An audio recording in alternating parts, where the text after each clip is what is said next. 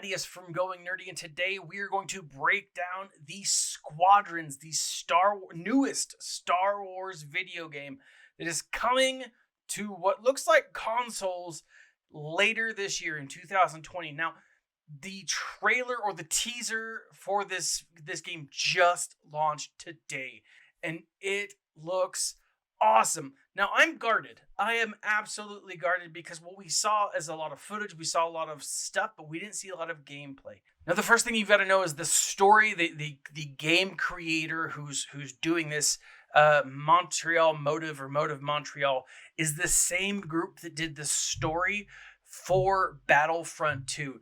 Which is right off the bat a very interesting concept, because if you look at the story of Battlefront 2, it takes Inferno Squad. Now, Inferno Squad was, I guess, an Imperial kind of like hit team that went through and did a lot of really cool stuff, and it followed their storyline. It's a really solid story. I highly encourage anyone who hasn't played it yet to go through and play it. It's awesome. But this is the same company that did that storyline. And I honestly think while it was a short storyline and it was a little disappointing that way, the actual story, the content was really, really well done. What's cool about this, what I really like about this, is it has the potential to pick up in a lot of different areas. Now, if you're going through and you're watching this video, right off the bat, you see this opening starfighter fight. It is a TIE fighter and an X-Wing, and they're fighting in a asteroid field. It looks pretty epic. It does. It looks really cool. But then, as you jump in, apparently the TIE fighter who hit an asteroid totally made it, and he lands in an Imperial Bay, and he looks, I don't know, to me, he looks like Jon Snow. Is anyone else seeing that? It feels very Jon Snow-like. I don't know, just me. But it goes through and it introduces you to the Imperial Squadron. Then shortly after that, it introduces you to the Rebel Squadron. And what I'm thinking that we'll see is actually this story played out on two different fronts. Maybe you'll have two different types of story modes. A story mode that is all Empire and a story mode that is all Rebel. I don't know. But it feels like we're going to get two parts of the same story. My hope is that you'll get to be able to play different characters. And it does look like you will be able to get to play both Imperial and Rebel. Now, that is really awesome. Then we jump over and we have this moment. And one thing that you may not have picked up, you probably did, Hera freaking Syndulla here in the background. Now, that is absolutely Hera. Very excited about this. What really excites me here is everything that we've learned about how Ahsoka Tano is going to be showing up in The Mandalorian. Now, I know that I bring The Mandalorian into everything because it's awesome and it should be brought into everything. But the rumor is that they're making a live-action Star Wars Rebels sequel. And the fact that we're seeing Ahsoka Tano here makes me think that this is quite possibly, this is quite possibly a little later on. She's clearly a general, so it's after the Battle of Atollon, where the rebellion defeated Thrawn. We see, this could be Radis. I feel like that coloring, I don't think that it's Akbar, but I'm excited about this because I think we're going to get some storyline. The fact that she's here is awesome. Now, one of the things that is really interesting about this is because after the Hera becomes a general and after kind of like Star Wars Rebels and that whole storyline wraps up, Hera goes to this like Starfleet Academy.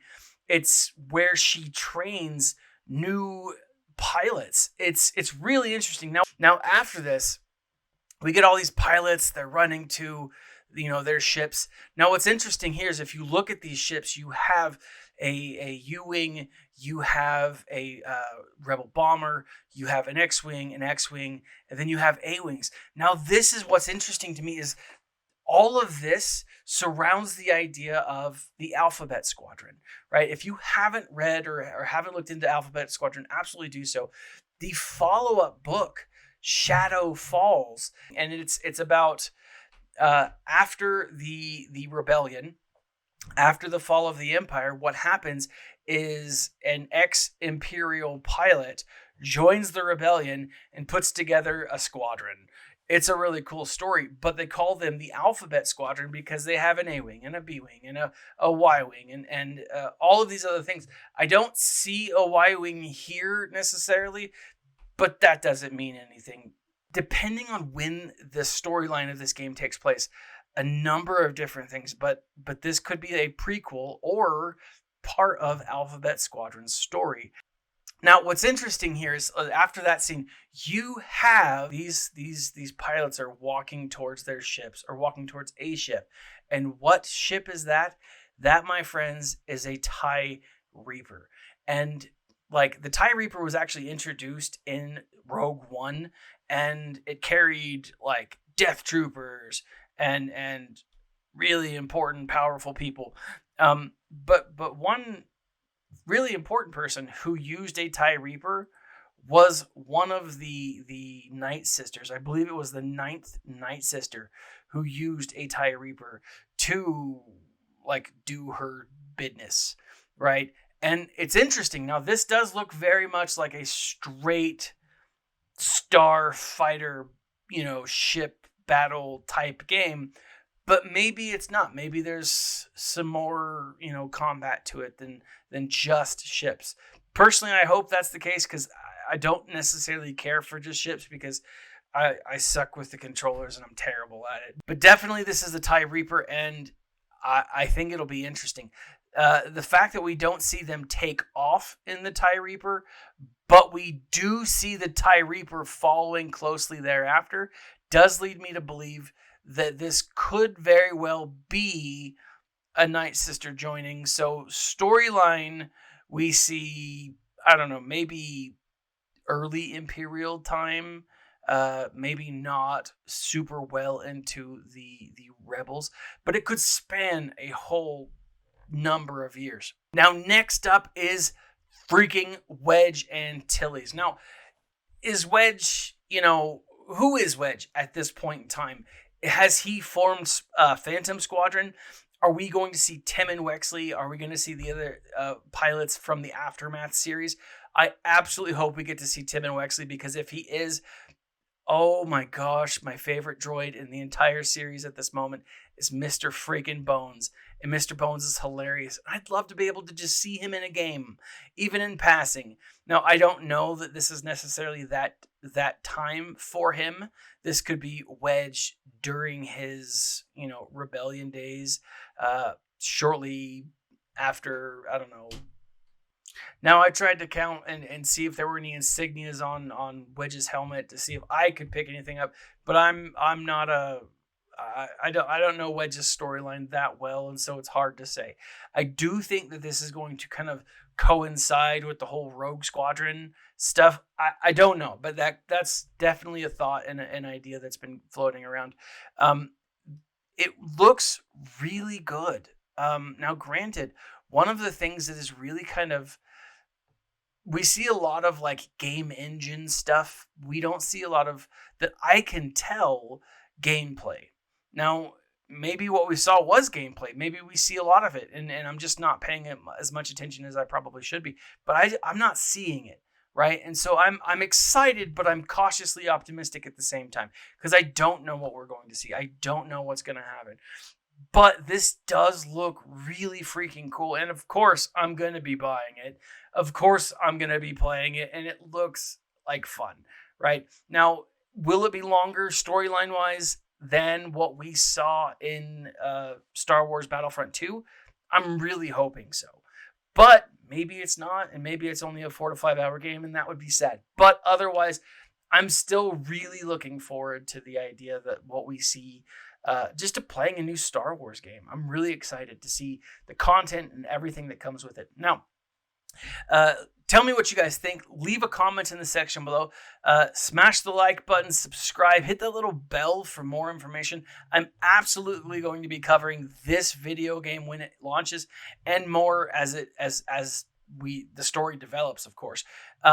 In the section below, you can find 2 links. One for a free Audible trial. Every time you sign up for a free Audible trial, you do help the channel. And you get a free book. I mean, a free audiobook. And those are great. Star Wars Shadowfall does come out later this month. And Alphabet Squadron came out, a couple years ago. And it's great. Additionally, as I mentioned before, there's a lot of really great Star Wars audiobooks out there. A lot of great Star Wars novels out there. Please subscribe, check it out, sign up. If you don't sign up, if you don't want to sign up for that, find them in your local library. They're amazing. Additionally, in the section below, you will see a link to the Going Nerdy Swag store where we have listed our next very awesome shirt idea, and you can get shirts, t-shirts, masks, hoodies, whatever. Mace Lives. Oh, I worked on this for a while. I took an image and I just changed the absolute crap of it. Mace Windu lives. You can't kill him, folks. He is tired of those snakes on those planes, and he is amazing. But check out the shirt. My shirt idea, my shirt will be coming in the next couple of weeks. I'm very excited for it. If you guys have an idea for a shirt, please let me know, and I'll see what I can do to kind of put something together. This has been Thaddeus from Going Nerdy. Follow me on Instagram. Follow me on Twitter, @RealGoingNerdy. And as always, my friends, smile and stay nerdy.